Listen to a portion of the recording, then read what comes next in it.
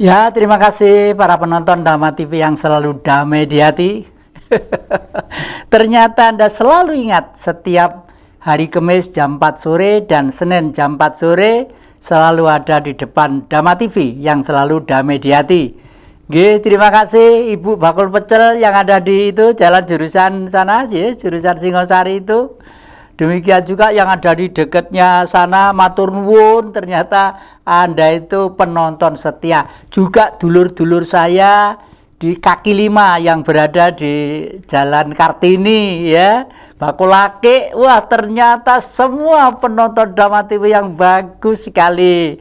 Malah komentar beliau-beliau katanya dengan sering nonton Dhamma TV dengan anak-anaknya, dengan cucu-cucunya, pribadi dan perilaku mereka agak lain, artinya sudah ngerti tata krama, sudah ngerti mana yang baik dan tidak. Lah, para penonton Dhamma TV yang kami muliakan, kita sebenarnya sekarang ini sudah sehari ini menjadi orang baru. Karena apa?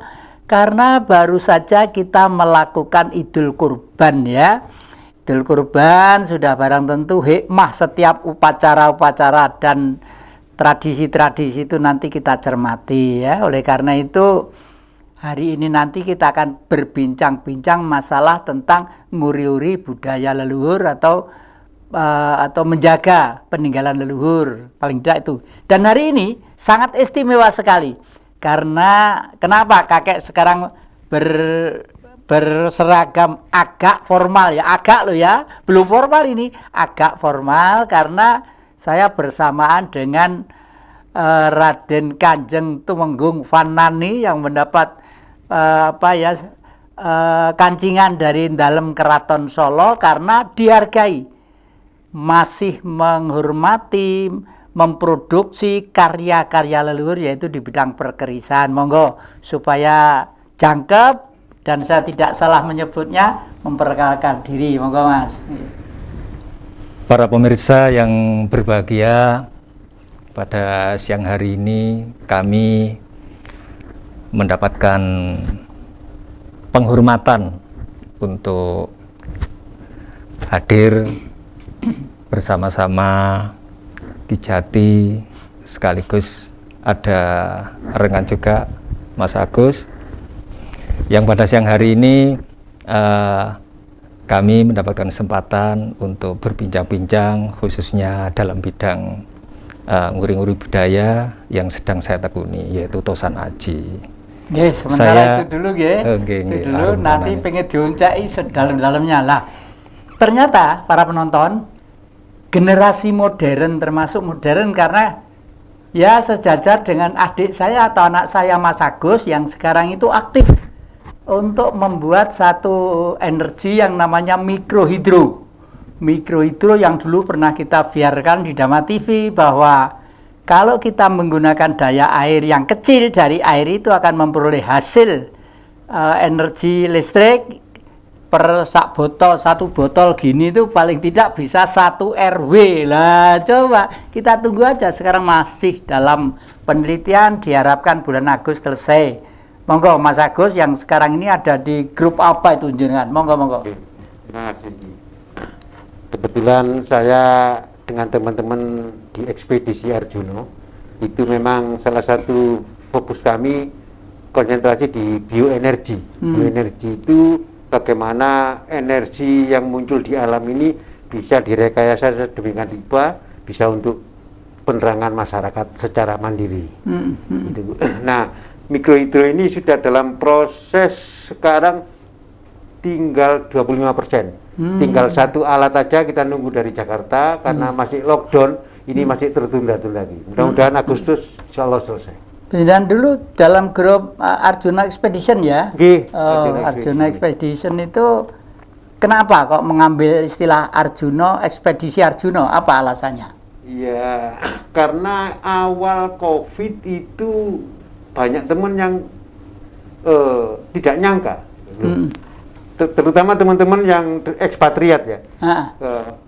Indonesia harusnya enggak, karena Indonesia itu punya potensi empon-empon dan banyak macam tanaman yang 9 bulan penuh di sinari matahari, kualitasnya tentu terbaik di dunia. Nah, oke. Sehingga dengan begitu ini harus kemudian divalidasi, bisa diolah dan disampaikan ke masyarakat banyak. Nggih, matur nuwun. Lah, para penonton Dhamma TV yang kami muliakan, kembali lagi tentang Arjuna memang sangat misteri ya.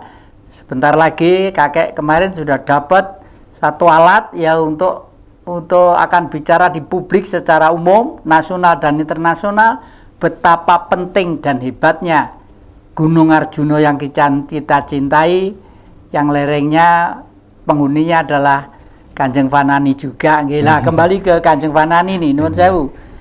Jenengan akhir-akhir ini yang di depan tuh karya jenengan nggih? Karya pada tahun 2010 gitu. 2010. Nggih. Berarti sudah sekitar 11 tahunan. 11 tahunan nggih. Ya, ini dalam rangka mengikuti kompetisi Keris for the World atau SNKI Award gitu. Iya. Oh, waduh lah. Kemarin waktu saya ngobrol-ngobrol yang dalamnya Kanjeng Vanani, itu kalau nggak salah pernah ada pameran dan kriteria tertentu bagi karya-karya Tosanaji yang mendapat penghargaan. Itu apa besinya yang baik, apa pamornya yang baik, apa fisiknya yang baik, apa Kanjeng kemarin itu? Oh, inggih. Yeah. Jadi itu yang dimaksudkan berarti dalam kegiatan SNKI Award, jadi Sekretariat Nasional Perkerisan Indonesia itu mengadakan kompetisi untuk karya-karya baru. Jadi keris baru dari berbagai macam wilayah, dari Empu Madura, dari Jawa Timur, Jawa Tengah, Jawa Barat, sampai Bali, Lombok, dan ada beberapa pulau yang lain yang mengikuti Keris for the World pada saat itu. Nah, yang jadi penilaian, salah satu penilaian itu nomor satu adalah jadi ada beberapa penilaian. Penilaian yang utama itu adalah keterpukauan. Jadi kami ketika mendapatkan surat undangan untuk membuat pusaka, jadi yang dinilai pertama itu adalah keterpukauan. Jadi keris ini di samping keterpukauan bagi si penonton. Ya, terutama untuk bagi si juri. Bagi si juri terutama ya. Iya. Nah, ini di antara karya yang kami buat dengan tim ini 3 orang. Jadi tim tempa, kemudian tim untuk bentuk, dan yang terakhir ini tim warangka sekaligus tim untuk kinatah emas. Waduh. Nur Sewu, keterpukauan bagi juri itu waktu itu yang terpukau itu ternyata memukau itu ternyata yang bagaimana itu? Ya, jadi kami setelah mendapatkan undangan dengan beberapa kriteria itu mencoba untuk membuat konsep yang memukau. Jadi pertama itu arahnya ke pusaka yang sempurna ning garap. Kedua, dengan beberapa ornamen yang dikerjakan secara teliti. Kemudian ada juga ide pada saat itu untuk membuat pusaka yang ini warangkanya jumlahnya ini 4 gitu ini. Ini yang 1 ini kami bawa, yang 3 ada di rumah. Jadi yang 1 istilahnya kami istilahkan permaisuri, yang 3 ini bisa dikatakan pendampingnya. Oh iya. Jadi rongkonya juga termasuk dinilai juga ya? Iya, ini kelengkapannya ada kendogo juga, kendaga, ada petinya, terus jumlah kayunya, kemudian detail, kemudian ide-ide yang ada di situ, ada beberapa ornamen-ornamen, kemudian variasi-variasi yang membuat juri itu setelah melihat ingin melihat lagi, ini kok unik dan seterusnya. Itu jadi yang nomor 1 itu memukau ya. Memukau. Kalau tidak memukau waktu itu ya tidak dinilai. Nah, lalu gini Ki, dalam rasan-rasanan tentang Tosanaji, tentang perkerisan di lapangan umum ini ya. Inggih. Katanya bedanya keris dulu dan sekarang itu Kalau dulu membuat kalau ndak lapar ndak jadi. Kalau sekarang kalau ndak kenyang ndak jadi. Itu sebenarnya antara kenyang dan lapar itu untuk produk-produk yang baru mana ya kan itu ya? Saya ingin memberikan penjelasan secara umum bahwa setiap karya, baik itu misalkan mebel antik itu, kemudian benda-benda hias dan sebagainya, itu selama ini, ya mulai dalam dulu sampai sekarang itu pasti dibuat mulai dari untuk kalangan menengah ke bawah, secara finansial ini, maupun menengah ke atas. Seorang yang dikatakan pembuat keris itu, makanya ada istilah pengrajin, ada empu, ada dan lain sebagainya. Itu sebetulnya ketika membuat pusaka itu pertama diperuntukkan untuk siapa? Nah, secara otomatis ini hubungannya dengan ya bayaran, ya bahan dan lain-lain. Kalau secara umum memang untuk membuat tosan aji yang dikhususkan untuk keperluan tertentu itu biasanya memang ada tirakatnya sampai hari ini gitu sebetulnya. Inggih. Lah nuwun sewu, panjenengan termasuk di tengah-tengah lingkungan masyarakat Singosari yang sangat taat di bidang agama khususnya Islam. Jenengan masih melakukan hal-hal yang kadang-kadang apa yang memang lain ya karena empu ya itu masih melakukan itu ya. Inggih. Jadi kami tetap memakai beberapa ubur rampe, ada sandingan, bakar dupa.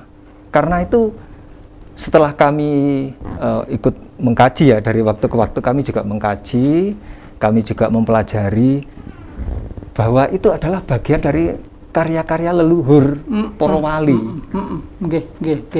Nah, ke Mas Agus sekarang. Mas Agus, kembali ke masalah karya leluhur atau para wali, artinya orang yang terkemuka, orang yang terdepan dalam peradaban waktu itu. Jenengan sebagai generasi muda yang berkecimpung gelut di masalah modernisasi, ini masih percaya tidak? Tapi jangan dijawab sekarang ya. Lah, para penonton Dhamma TV yang kami muliakan, asik sekali kita ngorek-orek apa siapa leluhur kita. Jangan kemana-mana, masih di depan Jejak Ki Jati.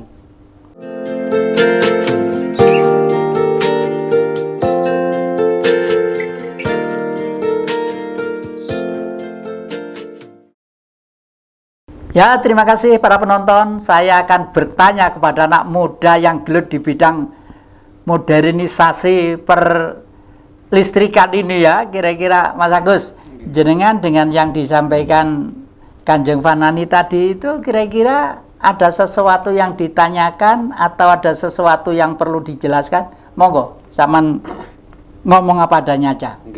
Jadi gini, mungkin untuk generasi saya, apalagi milenial di bawah saya, ini memang tidak menduga kalau sekarang ini masih ada yang namanya empu itu, pembuat keris. Karena setahu kami, empu itu ya zamannya empu gandring, empu rupo dan lain-lain. Syukur sekali kalau kemudian masih ada generasi-generasi di bawahnya. Hanya saja mungkin barangkali perlu dijelaskan pada adik-adik khususnya dan teman-teman yang tidak paham tentang keris. Jadi di mana salahnya keris itu kadang-kadang kok dikatakan syirik. Lah saya yang jadi bingung di situ. Ya, kira-kira di mana Ki? Ya istilah Jawa ini enggak maido ya. Yang banyak anak-anak kita itu sudah terlalu lama pisah dengan kultur budaya dasar ya. Pusaka itu sebenarnya gini loh Mas, pusaka itu menurut saya Mas nyon ngambil Mas, biar visualisasinya lebih ini ya, nggih, pusakanya aja, nih. Nah, para penonton Dhamma TV yang kami muliakan, waduh, ini kalau saya sebagai penggemar atau koleksi benda-benda pusaka, ini bagi saya sudah istimewa. Satu, ini besinya termasuk wulung ya? Ya, wulung. Wulung itu tanpa pamor dan besinya hitam. Yang kedua, kinatah mas. Kinatah mas itu artinya dihiasi oleh emas-emas yang ada di sini. Waduh, baik ini ada mirah. Ininya juga warna emas dan pegangannya juga, waduh cantik banget. Ada jamrut, ada berlian. Iya, ada berlian, ada jamrut, ada waduh.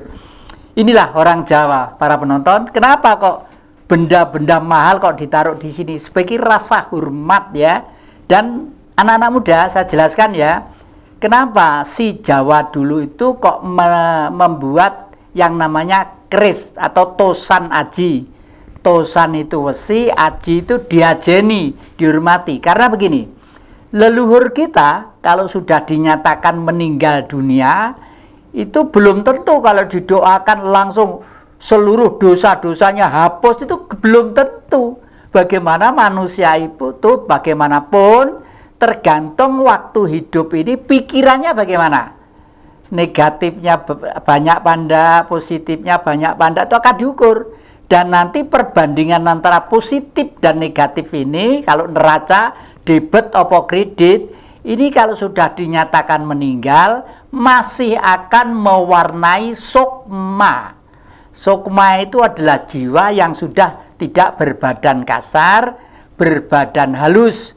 Sifatnya tanah masih ada, sifatnya air masih ada, sifat udara masih ada, sifat api masih ada. Nah, kalau inkarnasi adalah artinya misalnya ini punya kakek Jatikusumo, leluhur itu akan hanya ngomong, ikut menjaga ya. Dan tempat beliau itu ada, tempatnya apa? Tempatnya adalah di tosanaji atau keris. Karena secara logika yang bisa diliwati oleh energi atau strom ya, kalau dinyatakan hidup itu hukumnya kan plus dan minus, seperti lampu ya, tidak ada kawatnya, tembaganya, tidak bisa menyala. Lah, itu beliau itu rumahnya adalah di sini. Oleh karena itu si yang ditinggali yang milik pusaka, maka hari-hari tertentu dicuci ya, hari-hari tertentu sopan santunnya dikasih bunga-bunga yang harum atau bau-bauan yang harum gitu. Itu ndak musyrik, ndak syirik Mas Joko. Ini justru malah etika dan norma ya. Kalau reinkarnasi adalah lahir kembali. Menurut saya Empu Kanjeng Fanani itu menurut saya adalah reinkarnasi leluhur kita yang hidup beberapa ratus tahun yang lalu atau ribuan tahun yang lalu lahir kembali ya, supaya anak cucu sekarang tuh hidupnya itu bahagia dan senang. Ternyata juga begitu. Saya sering main-main ke rumah Kanjeng Fanani itu ya pengen ngobrol aja, karena kalau sehati sejiwa itu sering kadang-kadang sambil nempa gitu saya tunggoi, saya asik sekali. Nah intinya seperti itu. Nah ini kalau ini jenengan namakan apa ini? Ya ini keris betok ini. Keris betok ya. Iya. Waduh. Jadi kalau yang arisan enggak betok. Mungkin bawa ini cepet betok. Keris betok. Nah, kebetulan Kanjeng, saya itu juga dapat pusaka ini ya, pusaka ini termasuk tosan aji nggih. Nuwun sewu nggih. Nuwun sewu nyandut nih lah. Ini aneh. Pusaka ini warisan dari kerajaan di Bali sana, kerajaan yang terbesar di Bali. Dan anehnya ini dulu tuh udah kemana-mana, tapi kelihatannya pusaka ini yang harus ikut kakek ya, sudah kemana-mana itu orangnya itu gelisah terus sampai terakhir ngantar ke sana ya. Istilahnya itu kalau saya karena fulus itu ya terbatas ya, wis tak ijoli apa enake wis wadah tak ijoli cincin, saya tukar ini nilai ini terus gak ngitung, pokoknya hatiku seneng dan ayem lah. Kalau ini jenis apa? Yang ini kalau dari segi karya loh, dari segi karya halus punya Kanjeng Fanani. Cuma saya kebetulan seneng aja ya. Ini kalau nggak salah ini Nogorojo, lalu ini condrone adalah Kolo Cokro nun sewu jenengan berisani nggih. Kalau cokro itu ada ketonggengnya ya. Nggih ini. Kalau kerisnya baru ya itu kelihatannya ya. Iya, keris baru. Keris baru nggih. Looknya 13. Look 13. Nggih, ya ini di antara karya pusaka masa kini. Nggih. Nah, ini kalau tadi ada pertanyaan tentang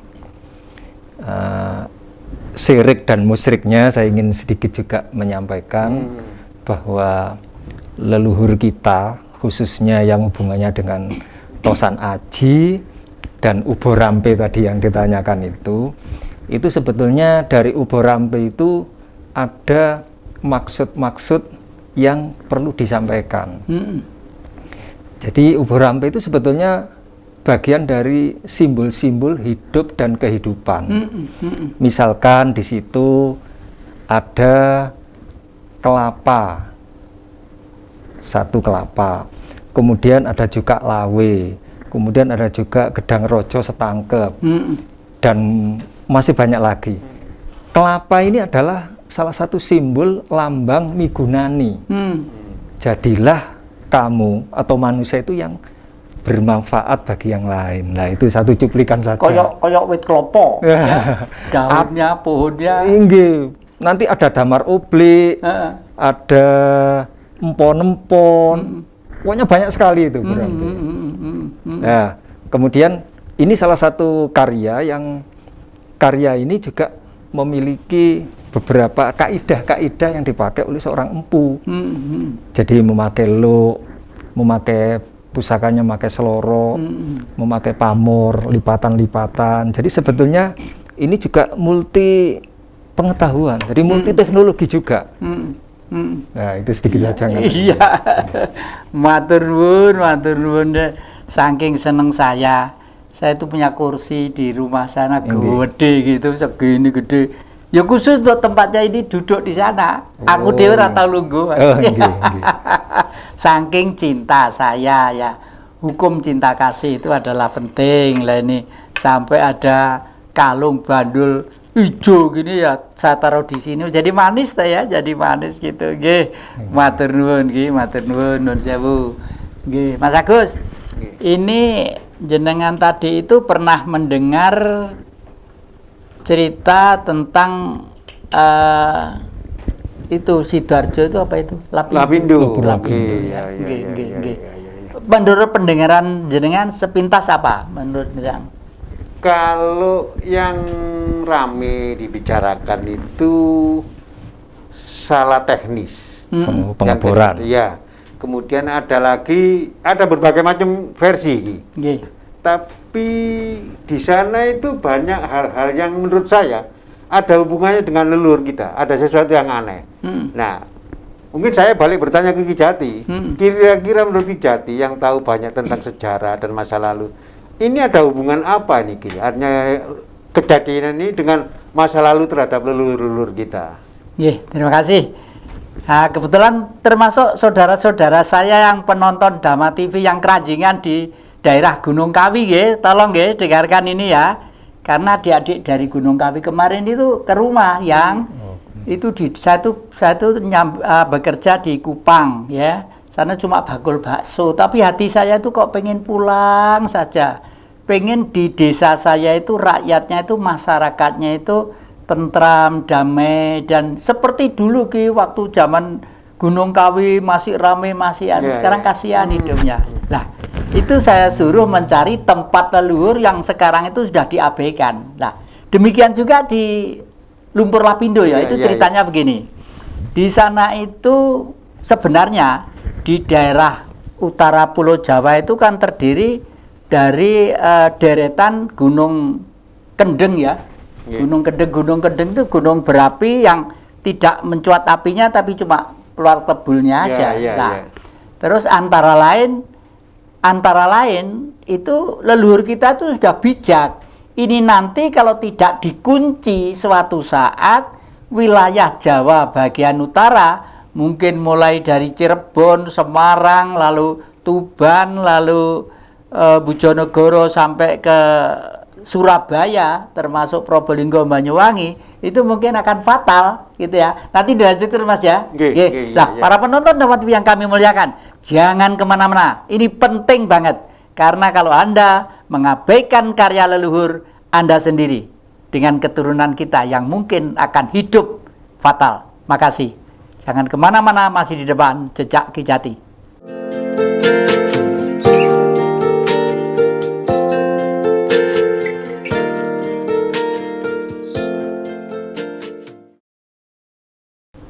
Ya, terima kasih. Kita lanjutkan ya tentang sejarah lumpur lapindo ya. Nah, karena disinyalir ada seorang konglomerat dari Jakarta ya, konglomerat itu sugih. Duite iki mungkin waduh dipangan 70 turunan gak entek, tapi masih serakah. Oleh karena itu leluhur kita, karena daerah itu rawan gas yang akan keluar ya, lalu dibuatkan candi. Makanya di Lapindo itu namanya desanya Desa Candi. Lah, karena gasnya mau dieksploitasi, candinya diurat-arit. Ya orang konglomerat dari Jakarta itu diurat-arit. Lah nyemburlah kira-kira lumpur panas kira-kira 50 meter. Wur gitu. Lah anak saya, anak mantu saya yang barat itu Raden Agus Suryanto, itu sebenarnya hatinya itu halus sekali. Karena beliau itu insinyur teknik ya, lalu kerja di sana mau bendung itu, yang buat bendungan itu.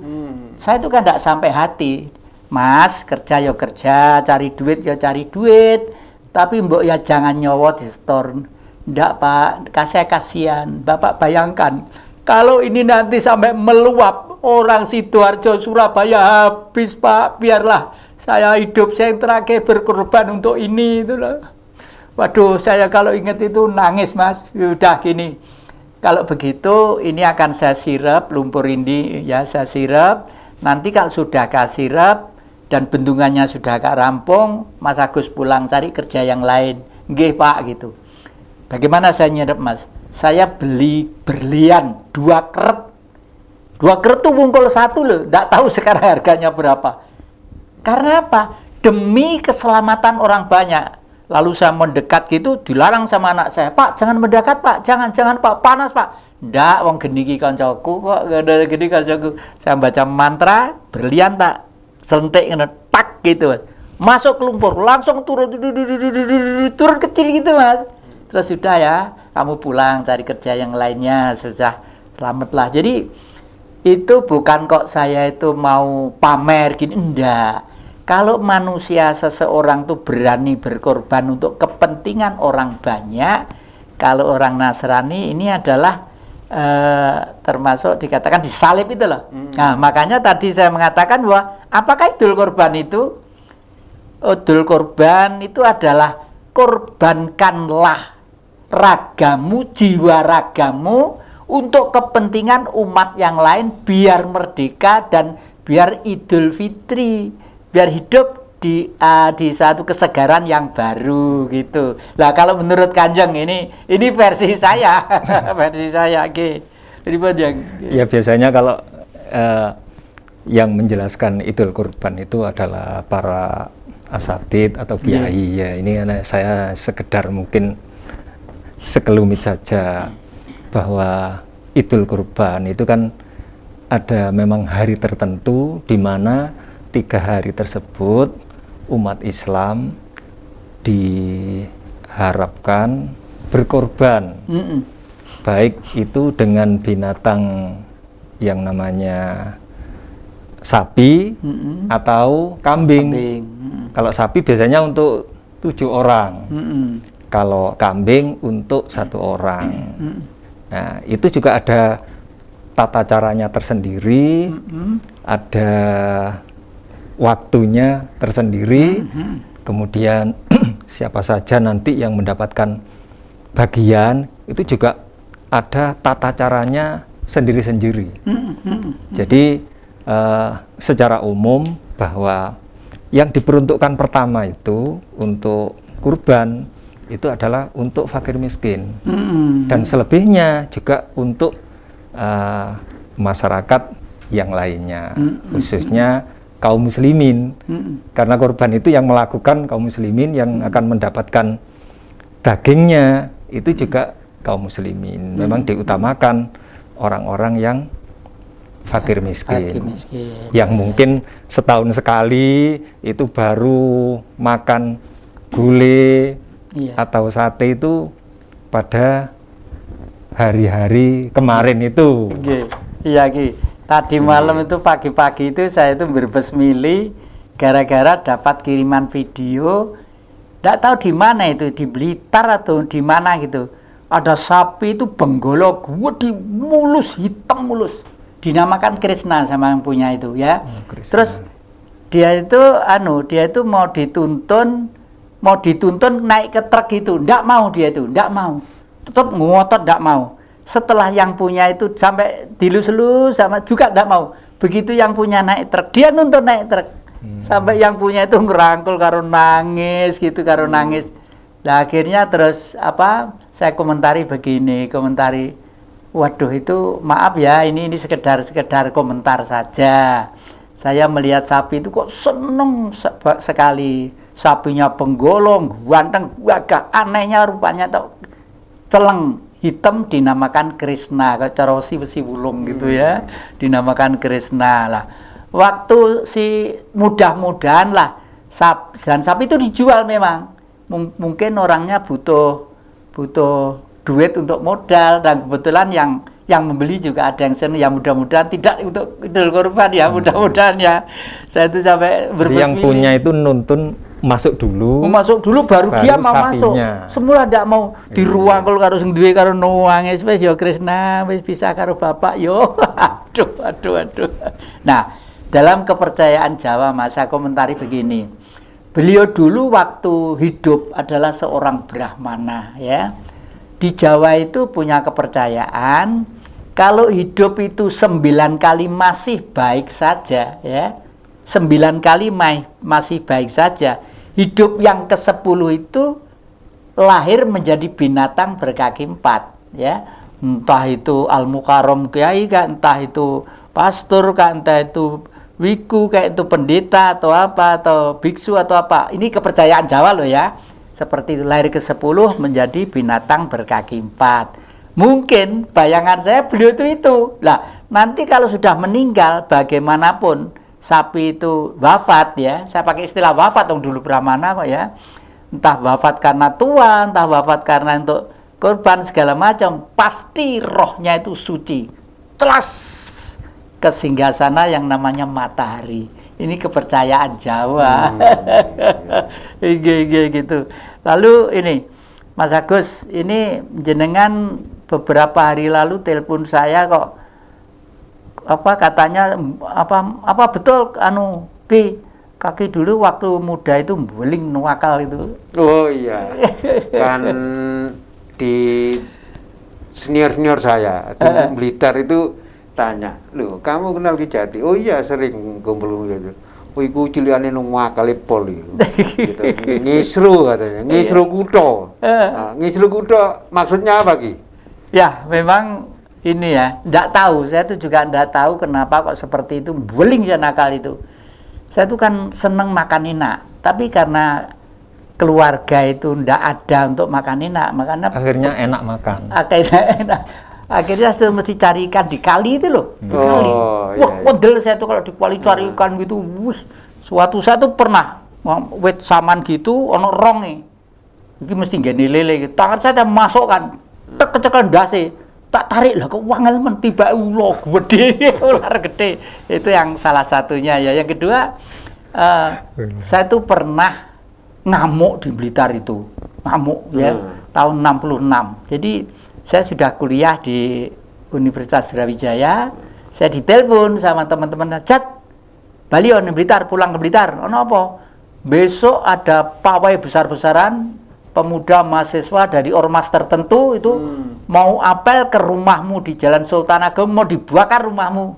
Saya kalau diem itu, kalau marah itu diem Mas. Ya ndak apa-apa, dibakar ya nanti membuat lagi lah gitu ya, gitu. Tapi kalau udah gitu saya siap-siap di sini.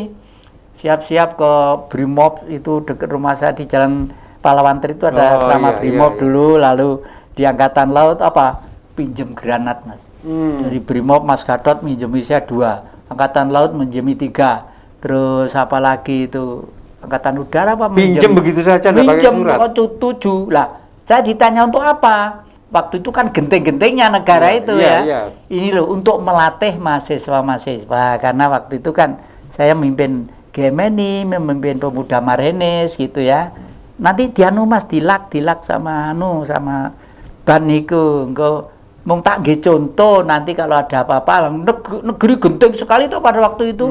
Genting sekali. 66 ini. Udah saya naik sehari di Bejen, jalir gitu dengan Blitar. Tak ke warung di 7 guranan gaya jaket kulit gitu.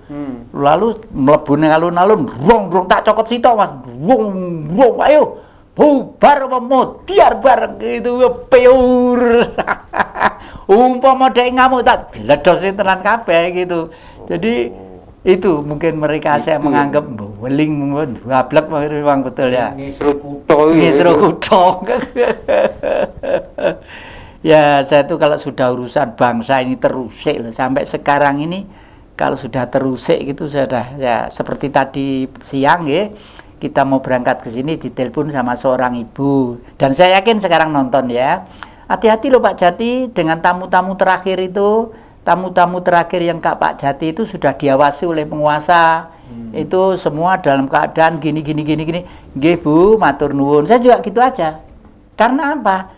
Karena kenapa di Singosari itu saya menamakan Padepokan Wangon, Nyawang Lanangon. Dan tugas saya itu adalah merubah karakter dan jiwa seseorang atau manusia yang mau dirubah. Di sana tidak ada ajaran, hanya diskusi 1 sampai 4 mata boleh. Itu artinya orang asing yang tidak dikenal atau orang dari negara asing? Bagaimana maksudnya? Yang datang ke sana itu orang orang dari tamu. dari Jawa Barat. Tamu luar kota. Barat, ye. Dari kemarin itu ada 19 orang di sana. Ya, para penonton Dhamma TV yang kami muliakan, kenapa ini mesti diceritakan? Karena saya juga kasihan sama Mas Kanjeng Fanani yang penduduk Singosari. Karena sebenarnya kakek ini mau mengangkat kembali supaya Singosari berkibar untuk nasional dan internasional. Jangan kemana-mana, masih di depan Jejak Ki Jati.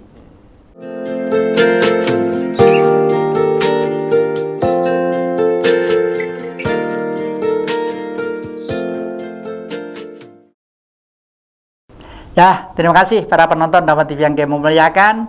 Sebenarnya saya lebih tahu mereka datang ke saya kemarin itu perlunya apa, dan malah non sewu malam itu ada yang kesurupan. Pada kesurupan, saya adalah Gajah Mada, saya adalah Bung Karno, saya adalah gini-gini. Ya, semua adalah saya hargai saja. Setelah itu, oke, saya akan ngomong dengan Anda dan saya akan bukakan kartu tarot ini sebenarnya Anda bagaimana kalau Anda sudah mandi di sumber nagan saya di bawah itu. Kalau mandi semua bersih, keramas kabeh, laki atau perempuan, kalau nggak mau, nggak usah. Bila perlu cepat pulang, saya semakin senang. Itu akhirnya mau semua, putri-putri mandi semua, gerojokan gitu. Akhirnya saya bukaan kartu, maling ganteng-ganteng gitu, ayu-ayu gitu, bla. Terus pimpinannya saya gini kan, itu loh, Bu, sampan tuh menurut kartu masih gambar sama tuh dijiret, mata sama ditutup, sama dijiret, mulai kaki sampai tubuh dicowencang. Artinya apa? Sampan itu termasuk orang yang disembunyikan dulu, jangan cepat keluar, ya jangan cepat keluar, apalagi action di bidang politik, jangan, karena berpolitik itu tidak segampang itu, ya. Kalau nuruti orang yang kesurupan, ya itulah yang menyurupan betul-betul Gajah Mada, gajah dekem, ya apa? Izin Ki ya, saya mau tanya ke Mas Fanani, kaitan dengan sumber tadi. Yang saya pernah dengar itu para empu dulu, itu paling suka kalau di bawah air terjun atau mata air yang besar kayak sumber nagan atau sungai tempur, pertemuan 2 sungai, karena energinya besar. Itu menurut jenengan gimana? Menurut pengalaman kami, memang adalah salah satu prosesi pembuatan tosan aji atau keris. Itu kami awali dengan mengambil air dari beberapa sumber. Jadi air itu akan kami gunakan untuk bebersih, bersesuci, kemudian juga untuk prosesi di lingkungan Besalen. Jadi ada tempat air tertentu, kemudian air itu juga biasanya kalau Singosari memang ada beberapa titik yang kami ambil, yang intinya untuk melengkapi beberapa perlengkapan untuk pembuatan pusaka. Jadi ada unsur air, unsur api, unsur tanah, kemudian unsur angin. Nah, itu salah satu unsurnya memang itu. Kalau yang di detail-detailnya mungkin saya belum memahami kalau yang detail-detailnya yang dimaksudkan itu. Terus gini juga Ki, Kanjeng Kevanani. Rencananya ini kalau sudah reda corona, ini raja-raja itu kita ajak apel di Trowulan ya, sekaligus ngirap pusaka-pusaka. Lah Kanjeng Vanani sebagai salah satu figur yang juga dikenal di kalangan kerajaan-kerajaan di Nusantara, nanti jenengan itu boleh karya baru enggak apa-apa ya. Ada nggih, ikut kirap nggih. Nggih, bila perlu satu kereta dengan saya nanti satu kereta gitu. Yes, dianggap seakan-akan Singosari itu kerajaannya lahir kembali lah. Berarti rencana Museum Arjuna yang di Wangon itu tidak menutup kemungkinan dihiasi juga pusaka-pusaka Mas Vanani dan raja-raja di Jawa ini. Betul gitu. Itu ide jenengan itu masih ide jenengan itu membuat di lahan saya itu ada miniatur Gunung Arjuna ya. Miniatur Gunung Arjuna dan sekitarnya. Kemudian ada beberapa kerajaan Timur dulu yang ada di sekitar Arjuna, mulai dari Tumapel, Singosari, ada Majapahit, ada Daha, ada yang Sidoarjo itu, Jenggolo. Nah itu rencana kita bikin itu, supaya itu bisa jadi pusat studi sejarah adik-adik. Nah kalau kemudian dilengkapi dengan yang idenya Ki Jati tadi dengan para raja itu memberikan semacam indramata untuk ditaruh di mana museum itu akan lebih lengkap lagi. Ya. Terus kalau nggak salah itu rencana jenengan misalnya di Singosari, di situ ada petanya tapi yang berbentuk miniatur alam ya. Diduletak itu son ya. Betul. Singosari adalah ini, rajanya adalah ini gitu. Waduh. Museum modern. Jadi bisa jadi pusat studi adik-adik. Iya. Supaya ke sana pulang dia dengan pengetahuan yang lengkap, hatinya senang. Gak cuman duduk diajari gini aja. Iya, betul. Nggih. Lama kok Kanjeng Vanani, ini ada beberapa waktu menjelang ada kesan-kesan terakhir apa tentang Pertosanajian. Oh ya.